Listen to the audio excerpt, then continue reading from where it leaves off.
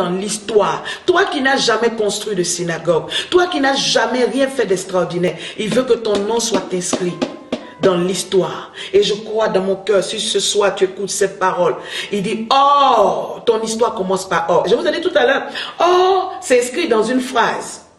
Et cette histoire, on n'a pas dit le début de la phrase. On commence par or. En d'autres termes, le début de la phrase est dans le cœur de Dieu. C'est pourquoi je vais dire à quelqu'un, ne me juge pas parce que tu ne connais pas le début de ma phrase. Ne me juge pas parce que tu ne sais pas ce qui était avant le or. Parce qu'avant le or, c'est dans le cœur de Dieu que Dieu va guérir mon identité. Dieu va restaurer ma vie. C'est pourquoi je vais dire à quelqu'un, ne condamne pas une personne sans connaître toute son histoire. On avait dit que tu ne serais rien.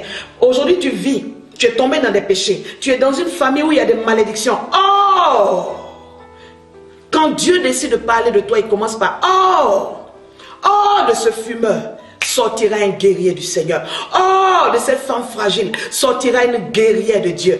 Oh, de celui-là en qui personne n'a confiance sortira un évangéliste redoutable de Dieu. Je vais dire à quelqu'un, si tu m'écoutes aujourd'hui, ton histoire commence par or. Dieu se prépare à établir une contradiction.